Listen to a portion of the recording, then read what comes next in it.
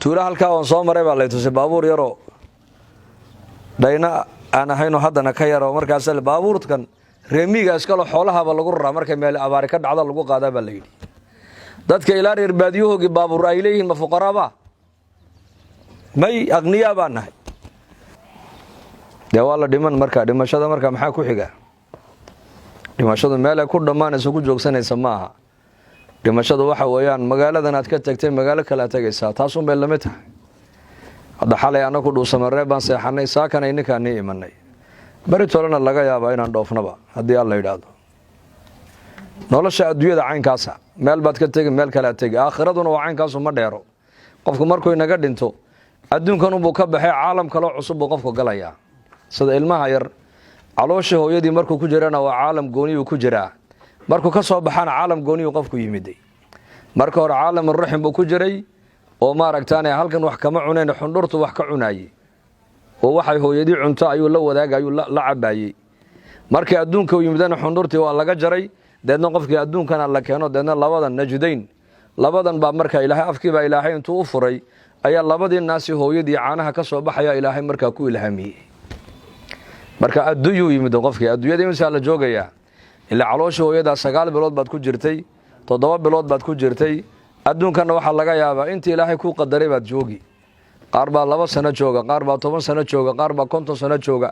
qaar baa 100 sano jooga qaar baa hal habeen adduunka dhan baa joogo ka noqda haddana oo la odhanayaa war ninkii hebel ahaa wiil baa u dhasho isla habeenkiiba ilmihii waa ka noqday maxaa yeelay intaa unbaa adduunka uga qorneed wax kale adduunka ugama qornayn nabiyullaahi nuux calayhi salaam baa la yidhi cimrigiisu kunka kor buu u dhaafay 1500 ilaa 1200 baa lagu qiyaasaa inuu gaadhay markuu adduunyada ka baxayna waa la waraysto waxaa lagu yidhi bal ka waran adduunyadii baa lagu yidhi wuxuu yidhi adduunka nolosheedii waxay ila ahayd nin aqal 2 albaab leh kaana ka soo galay kaana ka baxay bay ila ahayd buu yidhi innaguna maanta waxaan haysanaa cimrigeenna cimral gaalibka ummadani waa 50 sano 70 sano 60 sano waaba inta dhaafaysa way yar tahay inta ka warrama haddaan ilaahayna abuuray aan ku ilowna ka warrama on ciyaar ku dhamaysano iyo qosol iyo qabyaalad iyo sheeko adduunya hadda inta naga dhamaata ka warrama قالوا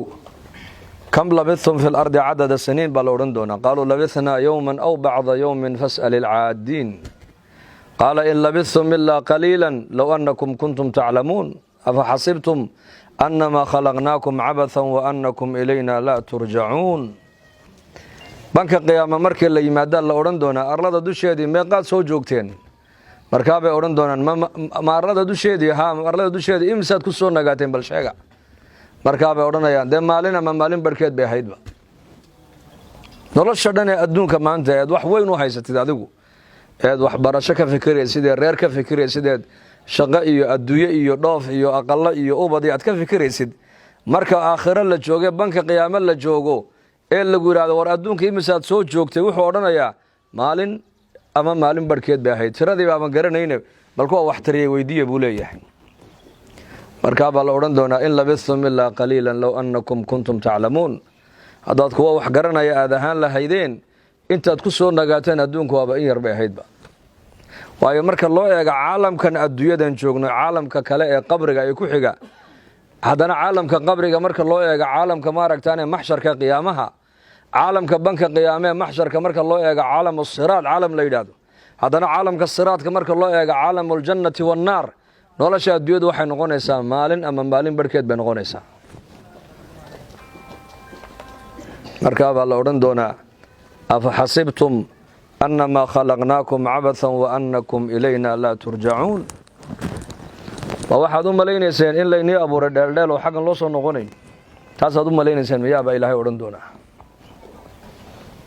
waqifuuhum joojiyaa la odhan doonaa innahum mas-uuluuna maanta waa maalintii la su-aalaya la weydiinaye maxaa la weydiinaya qofka dhallinyarnimadaadii waxay kugu soo dhaaftaa lagu weydiin cimrigii ilaahay ku siiyey waxaad ku soo qabataa lagu weydiin dhaqaalihii meesha uu kaa soo galay iyo meeshaad ku bixisay baa lagu weydiin cilmigii ilaahay ku baray ama maqlo cilmiga dhegtaad ka caalim ahayd oo waxaad ahayd mid culummada dhegaysta ama mid dhigtay oo akhriyo oo qoro ayaad ahayd taana waa lagu weydiin doonaa lidaalika nabigeenu calayhi salaatu wasalaam waa kii lahaa iqtanim khamsan qabla khamsin shabaabaka qabla haramika sixataka daasoo sida sixataka qabla saqamika firaaqaka qabla shuqlika xayaataka qabla mowtika buu nabigu yihi calayhi salaatu wasalaam shanta nicmadood baa qofka la weydiin doonaa shantaas shan baa qof walba la weydiin doonaa ee banka qiyaama maxaad ku tala gasha nin walowba marka shantan nicmadood intaad haysatid buu nebi maxamed ku leeyahay shan ka hor jeeda intaysan kugu dhicin ka faa'iidayso dhallinyarnimadu waa nicmad ku soo martay ka faa'iidayso oo maxaad uga faa'iidaysanaysaa intaanad gaboobin dhallinyaro markuu yahay u lugeyn karayaa salaada intuu doonu tukan karayaa qur-aan intuu doonu akhrisan karayaa soonka intuu doonuu soomi karayaa diinta intuu doonuu baran karayaa diinta intuu doonuu ka shaqayn karayaa ilaahna xoog buu hayaa iyo caafimaad laakiin qofku hadduu mar 70 gaadho ama 65 uu gaadho baloomadiisoo dhan baa qofka dabcaya maqalkii waa yaraanayaa araggii uu yaraanayaa hadalkii uu yaraanayaa socodkii uu yaraanayaa jiifkii uu adkaanayaa xataa cunadii baa isbedelaysa wuxuu leeyahay waxaan ma cuna iga daayay buu leeyahay laakiin 20 jir markaad tahay wax walba waad iska cuni odaygu markuu 65 gaadho meel walba ma seexan karo wuxuu leeyahay anu aqalkayga meel aan ma seexan karo buu ku odhan laakiin ninka dhalinyarada halkaa buu iska seexan qofka dhalinyaradii maqalka uu soo daciifaya hadda maqalkeenu maasha Allah waa foor si fiican baad wax u maqlaysaan laakiin 65 markaad gaadhid qofka kula hadlay waxaad oran doontaa hadalka kor u qaad si fiican ku maqli maaye 70 haddaad gashid muraayad baad u baahan doontaa oo kiyaalaad u baahanaysaa deedna waxaa oranaysaa hadduu ku yimaado tiraahdo adeer maad garanaysaa kumaad ahayd baad leedahay kumaad ahayd bal isku kay sheeg baad odhanaysaa awoodan ilaahay ku siiyey inta aynan yaraan ee weliba lagaa qaadana ilaahay uu kaala noqon ayaa lagu leeyahay ka faa'iidayso dhallinyarnimadaada uga faa'iidaysa gabowgaaga hortii buu nebi maxamed ku leeyahay calayhi salaatu wasalaam caafimaad qabka waxaad uga faa'iidaysataa intaanad bukoon ilaa xanuun baa iman doona kolley waad soo socda xanuunku qofba meel baa laga qaban doonaa weliba zamankeenan inanka maanta waa zaman waxaan cunaynana ma aragtaane sax ma aha daawada la keenaya waddankana sax ma aha dadkeenu labadaba iya kaga soo dhoweysaba cuntada la cunayana dowlad kaa kontaroolaysa oo kaa jeegaraynaysa ma jirto nebi maxamed calayhi salaatu wasalaam suuqa magaalada madiine intuu u baxay ayuu kii burka iibinayabuu burkiisii gacanta geliyey markaasuu nebigu arkay korka sarena waa ka engeeg hoostana waa ka qoyaan markaabuu nebigu ku yidhi war waa ku sidee waxaan hoosta ka qoyan ummadda aad ka iibinaysa waa maxay markaa wuhi yaa rasuulallah samada ayaa roob baa yimid mar dhow oo intii korka saarnayd ee iga qoyday baan hoosta mariyey buu yidhi markaabuu nebigu yihi korka intood soo marisid may dadku arkaana oo haddii ay doonaanna kaa iibsadaane sidaa kaaga iibsadaan hadday doonaanna may iska dhaafaana man khashanaa falaysa minna buu nebigu yidhi ninka ganacsiga iyo tijaarada nagu khaa'ima buu nebigu leeyahay annaka naga mid maaha buu nebi maxamed yidhi calayhi salaatu wasalaam nebi maxamed ummadda dhinac walba uu ka eegay cibaadadiibuu ka saxay noloshiibuu ka saxay adiga ayaa kuu fikiraya waxa waddanka la keenaya ilaahay baa garan meesha laga keenay bariiskaan cunayna inuu baca yahay inuu bariis yahay ma kala taqaanaan ma kala naqaan dowlad kaa jeegaraynayso dadkeyga iyo dalkeyga u damqanaysana ma muuqato dhulka gaalada wax aan abiici ahaynba lagaa iibinba maayaba caanihii waa abiici subagii waa abiici malabkii waa abiici natural wax walba waa natural waayo dowladahoogaa dadkooga u khidmeeya iyaka dowladdii baa dadka u shaqaynaysa saliid zayd baan maalin ka iibsanay magaalada caasimadda Denmark markaasaan yaa saliidan masaxba markaasuu nin baa warqad buu akhriyay wuxuu yidhi masnacan saliidan lagu sameeyo waxa uu ku yaalaa Maroc waddanka la yidhahdo Maghrib dowladdu shaqaale dhan bay u dirtay oo masnaca soo kontaroolay hadday wax qalada waddanka soo geliyaan oo qish ah tijaarad dambe waddanka Maroc ay leedahay waddanka ma soo galaysa baa lagu leeyahay waa dad mas'uuliina waa gaalo laakiin mas'uuliyaddu waxay tahay garanayaan iyaku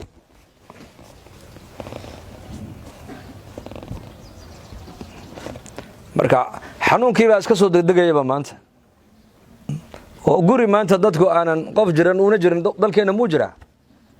ya toddoba hadday aqalka ku nooshahay saddex baa jiran ama afar baa bugta daawadana sida waxa loo miistaa sokorta laana waa daawo tayo aan lahayn oo cid ka controlayso ka jeegareynaysa aanan jirin taasoo dhaano u maqnayn buuri ninkii ya waad fahmaysaa Soomaa ceelna uma qodna buuri ha ceelaliyana uma maqna buuri mujtamaceenan maanta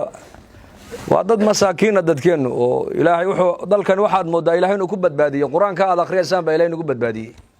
waa bilaad alquraan wadankan laakiin gaaladu waxba noolama hadhinba sunka adduunka waxay ku shubaan badaheena ku shubaan waxa qishiinuhu sameeyo dhan wadankeena la keenaa anu waxaan isir dadkan dalkiisu waxay ku badbaadeen waa quraanka dugsiga quraanka meel walba inooga furan iyo faatixada la isku marayo iyo diin jacaylka iyo dikriga badan la dikrinayo iyo ayaa ilaahay dalkan iyo ummadiisa ilaahay ugu naxariistay marka intaanad bukoon buu nabi maxamed ku leeyahay ka faa'iideysa caafimaadkaaga firaqaka qabla shughlika buu nabigu intaad gacan banaan tahay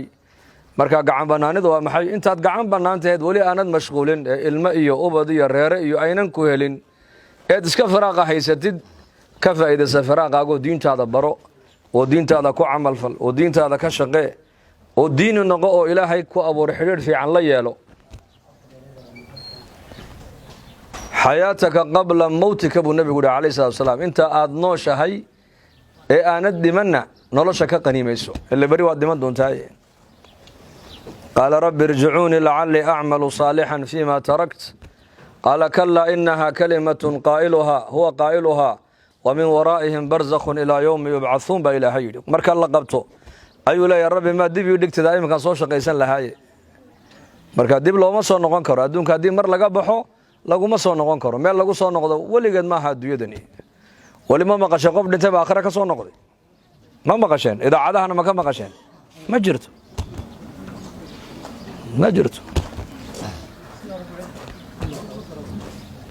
ما فهمتين الله ينفهم سي فقر غناك قبل فقرك بالنبي يقول انت غني تهي يا فقير نقن غني نمدا كفايديسو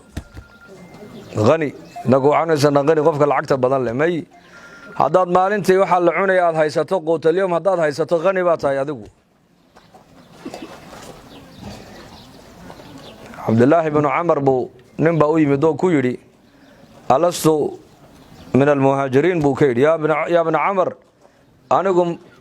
فقراء المهاجرين نبي شيغay yaka jannada u horgalay la yiri miyaanan kamid ahayn buu yiri markaasuu ku yiri reer ma leedahay xaas ma leedahay markaa buu dhaha xaas waan leeyahay buu ku yiri aqal yaro cariisho habeenka aad ku hooyatana ma leedahay dadka aad ka gasho cidna kugu arkin markaa buu dhaha markaasuu aqniyada qiyaamaha la soo bixi buu marba hadaad reer leedahay ilaa ninka reer la wuxuu cunayay buu haystaaba ka dhigan tahay aqal yaro hantina hadaad haysato maalinka qiyaamaha dadka aqniyada dadka xoolalayda la soo bixi doontaa buu ku yiri markaa buu hadana ku yiri waliba khaadim baa ii dheero ii shaqeeyo buu yiri wuxuu hadaad khaadim ba tiri waan leeyahay boqorada qiyaamaha la soo baxaysa buu ka yiri naga Soomaalidu dalkeenu ma faqri waa dadku mise waa aqniya marka soo eegto يا أغنياء بنا إلهي بنو نعمي تورا هالكا وصوم مريبا الله يتوسي بابور يرو داينا أنا هينو حدنا كيرو مركا سال بابور تكن رميغا اسكالو حولها بالغرة مركا ميل أباركا عدا لغو قادا بالليل دادك إلاري رباديوه كي بابور إليهم فقرابا مي أغنياء بنا واحد دادك اسكو دريان ودرق ويان دادك مركا أباركو عدا اسم الله يانا مركا برواقاد إسلايان دادكينو Soomaalidu waa caynka marka barwaaqada ay islaayaan hubka isku qaataan marka abaartana nin walba xoolihiisa la aada meelaha roobka iyo roobku ka daay ee daaqale marka dad aqniyaa ba ilaahay naga dhigay dalkeenana khayraad badan baa ka buuxa xoolaha ilaahay na siiyay hawo fiican baa ilaahay na siiyay bad Afrika ugu dheer baa ilaahay nagu deeqay hal diin baa ilaahay na siiyay diin al-islaam baa ilaahay na siiyay muslimiin buu ilaahay naga dhigay ala madhab imam waahid مذهب واحد با إلهي نسيه مذهب كين إمام شافعي الله نحرسته مركا نعمد دا إلهي نسيه إلهي هنقوم بهذا النوع oo han ka faa'iideysano oo diinteena han ku dhaqanno oo ilaahayna han ka cabsoono insha Allah dhahada insha Allah dhahada ilaahay han ka cabsoono ilaahay sidoo uga cabsoon ilaahay cabsidiisu waxay ka dhigan tahay macsiyada ka orod sida libaaxa iyo maaragtaan maska aad uga ordaysa macaasida ilaahay cisyaankiisa uga orod laana ilaahay waa ku arkaya waa ku maqlaya meelna ilaahay kagama dhuuman kartid ibraahim al-adham nin sheekh oo la oran jiray allah u naxariisteeba nin dhalinyaro marka uu yimid oo ku yiri sheekhow aanu nin dhalinyaro dambi badan baan ahoo waa iska macsiyo badan hay buudi macsiyadaana ma deyn karaye maxaan sameeyaa buudi been ma deyn karayo oo zina ma deyn karayo oo tuuganimo ma deyn karayo saas oo kale sheekhi uu yaabay marka war maxaad leedahay wallahi waa runtay buudi sheekh ma deyn karayo dema waxa doonaysaa buu ku yiri macsiyada ilaahay aad caasinaysa qiil inaan kugu keeno qiil inaan kugu raadino taana ku qiil uma hayna buudi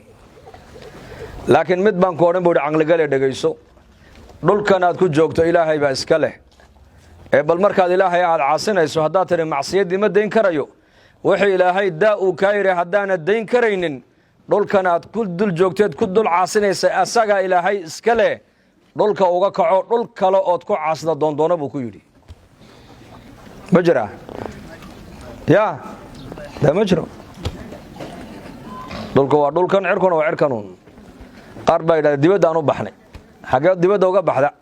samadana hoosteedan baad maraysa dhulkana waad kor socotay uuna hebel dibadda u baxaa loo oran dibadda oo dibadda u halkay